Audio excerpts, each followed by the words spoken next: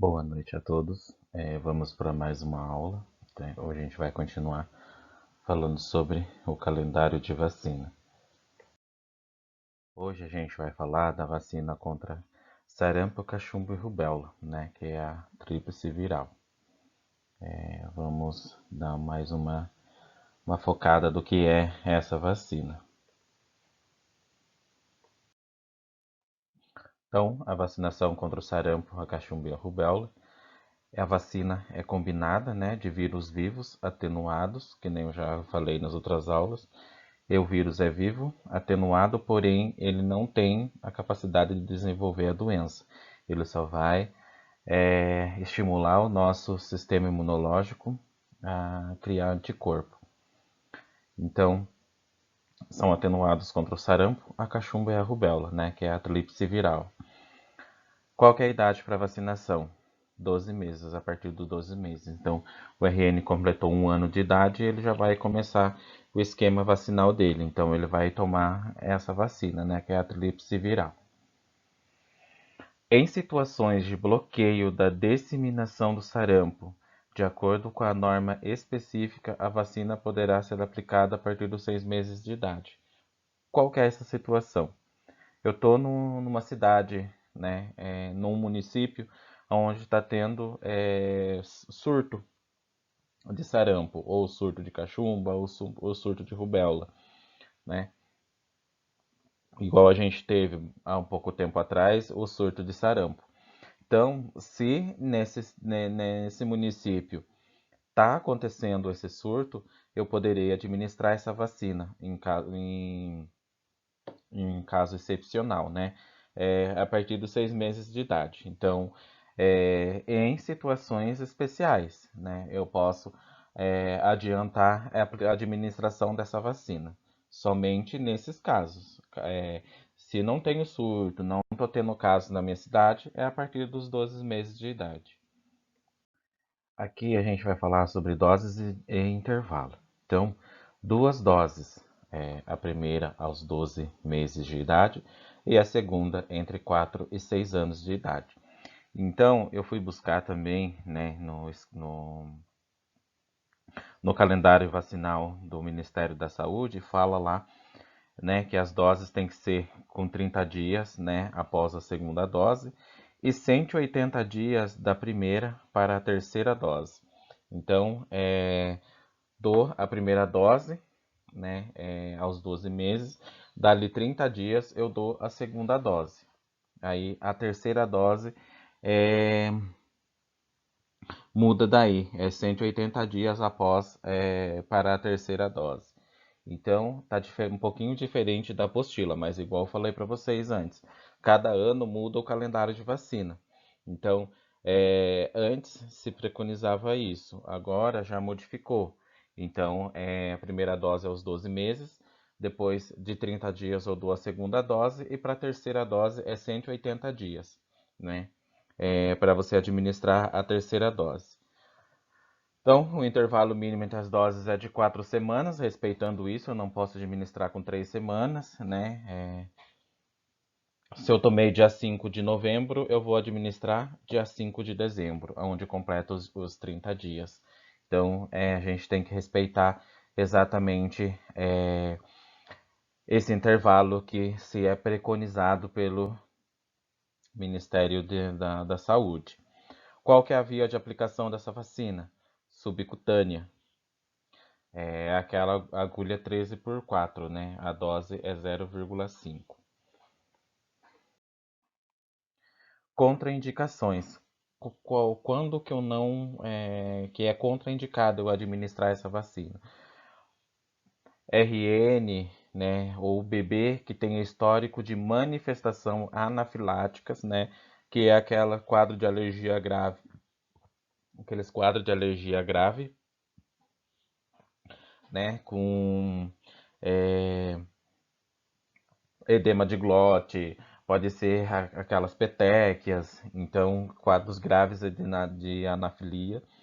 A dose, após, né, a administração da dose da vacina anterior, né, ou alérgico a um de seus componentes, aí a gente vai investigar. Por isso que é importante você, às vezes, depois que você administra a vacina, no outro dia, você dá uma ligadinha para a mãe, tá tudo ok com a criança, não teve nenhuma reação, apresentou febre, a criança está choroso, a criança está agitada, então é importante a gente sempre estar atento a essas manifestações clínicas, né? Quadros graves de alergia e anafilia. Então, é importante a gente estar atento como que a gente vai orientar esses pais, como que a gente vai orientar, né, o, o que você, como você vai agir com a criança em casa, quais os cuidados que você vai ter com a criança após vacina. Então, é importante a gente saber orientar os pais quanto a isso. Ou, né, história de uma ou mais das seguintes manifestações: anafiláticas, né, que é aquelas urticárias que parece que você foi mordido por várias abelhas, né? Sibilos, quando você às vezes assim você sente como se você sentisse o choro de cachorro bem novinho no pulmão, né? A gente chama de sibilo. Laringe-espasmo, que é uma pequena oclusão da glote, né, devido à contração dos músculos laríngeos. É uma das principais causas do afogamento. Então, esse laringoespasmo nada mais é do que o edema da laringe. Então, ela vai inchar. Então, vai impedir, às vezes, o paciente de respirar, de deglutir. Então, isso é uma forma grave também. Edema de lábios, então, os lábios vai ficar inchado, hipotensão, né, queda de pressão, choque, pode ser anafilático, cardiogênico, ocorrendo nas primeiras 2 horas. Então é importante a gente ficar sempre atento, falar para a mãe, qualquer coisa que a criança esteja sentindo, você traga ela de imediatamente para o posto ou para um pronto-socorro. Quando apresentar né, essas formas mais graves, né, não ficar em casa esperando para ver se melhora. Tem que buscar atendimento, né? Isso acontece nas 2 primeiras horas. Se isso não ocorrer, tá tudo ok. Após a ingestão de ovo, não contraindica a vacina, mas é recomendável que a mesma seja administrada em ambiente hospitalar. Então, assim, muitas medicações são feitas né, com o. Como é que eu posso dizer? Essas vacinas são feitas com a proteína do ovo, né? É, e às vezes ela pode ser um pouquinho mais forte, né? Inclusive, é uma das vacinas que são feitas é a tríplice viral, né? Que é o sarampo, cachumba e rubéola. São feitas das proteínas do ovo. Então, a gente tem casos de criança que são alérgicas ao ovo. Então, por isso que a gente vocês já ouviram falar, né? De quem é alérgico ao ovo, não se pode tomar a vacina da H1N1, né? Porque ela contém também a proteína do ovo. Então, mesmo sem histórico, né, que a criança seja alérgica ao ovo, uma que com 12 meses de idade você ainda não introduziu todo tipo de alimentação na dieta desse paciente. Então, se caso tenha acontecido, né, da criança ter comido o ovo naquele momento e naquele dia você for administrar a vacina, não se indica, né? A gente orienta a não levar a criança naquele dia, né? Porque pode ter reações, né? Por causa da proteína do ovo e do ovo que o paciente comeu em si, né? A vacina pode dar uma reação alérgica, né? Não necessariamente que ele seja alérgico ao ovo, mas por causa dessa proteína utilizada na vacina, ela pode acontecer, né? Ela pode apresentar essa parte mais grave dessa vacina, né? Ela pode desenvolver essa parte mais grave dessa alergia. Então, não se contraindica administrar no posto de saúde, né? Aí a gente já indica a administração na área hospitalar. As mulheres vacinadas deverão evitar a gravidez por pelo menos um mês após a aplicação, né? Ela tomou a vacina hoje, então se indica que ela não tente engravidar nesses 30 dias após a vacinação.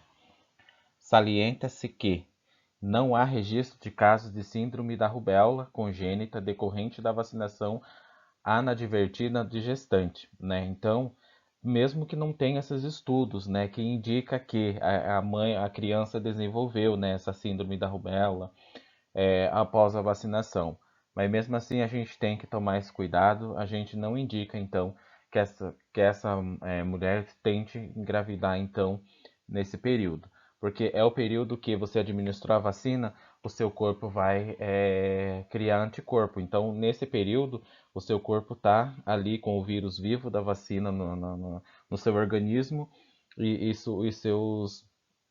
seu corpo está criando anticorpo, né? Ele está enviando anticorpo para combater esse vírus, né? Para que você fique imune à doença. Então, por isso que a gente não se indica. A vacina não deve ser utilizada quando do uso de imunoglobulinas e de sangue e derivados previamente à vacinação ou nos 15 dias posteriores a ela. Então, se o paciente está fazendo uso de imunoglobulina ou infusão, né, de hemoterapia, a gente não indica a vacinação, porque nesses derivados o corpo tem que se acostumar com ele ainda, é coisa nova. Então, se eu administrar essa vacina, vai virar uma bagunça, né? O organismo desse paciente pode às vezes não reagir como a gente quer, né? Ele pode acabar tendo outras reações, ele pode desenvolver uma reação alérgica à vacina. Então, por isso que a gente toma esse devido cuidado, né? Pacientes que estão fazendo uso dessas medicações e desses derivados previamente, a gente não indica a vacinação, né? Ou você indica 15 dias depois ou 15 dias antes. Então, se ele está fazendo uso naquela semana, eu não posso administrar essa vacina. Então, revacinar se houver aplicações nessas condições. Então, se ele tomar 15 dias antes, né, ou 15 dias depois, se indica a revacinação, porque às vezes esse paciente pode não desenvolver o sistema imunológico dele, ele pode não criar anticorpo para a doença.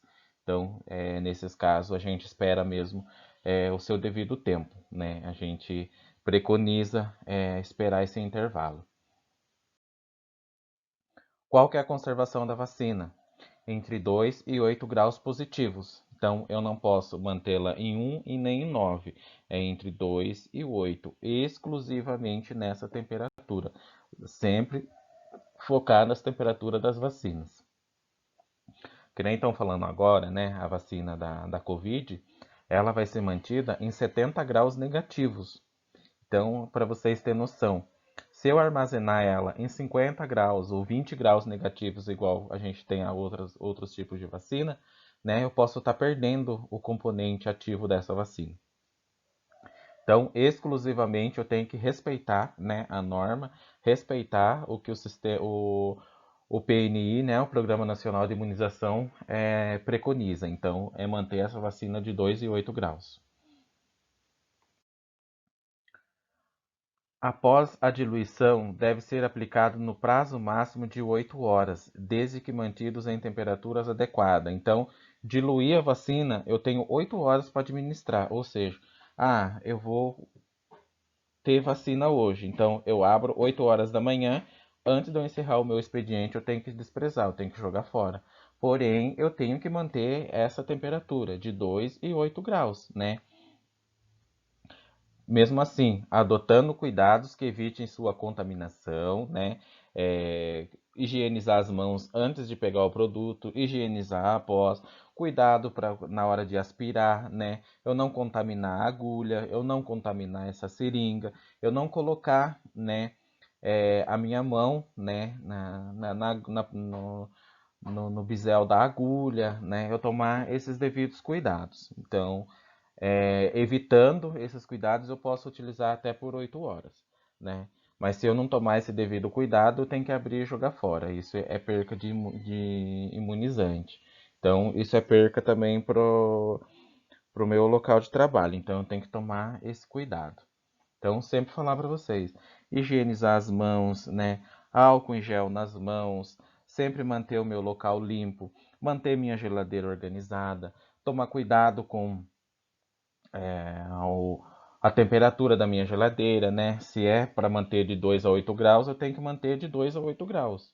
Não é mais e não é menos, né? Se eu for freezer, se é 20 graus negativos, é 20 graus negativos, não é 10 graus, não é menos 5 graus, então é 20 graus negativos. Sempre respeitar, não achar que não vai perder. Então, se é preconizado, é realizado vários estudos, se é passado por várias etapas, né, até que a vacina seja aprovada.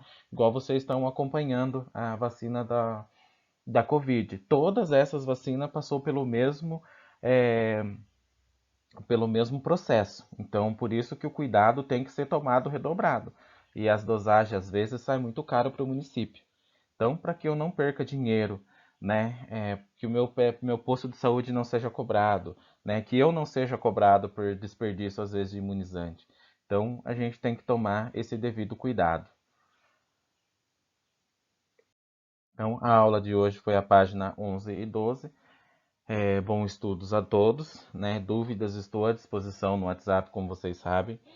Estudem bem as contraindicações das vacinas, né? Qual é o armazenamento delas, via de administração, que período que eu posso administrar ou interromper, né?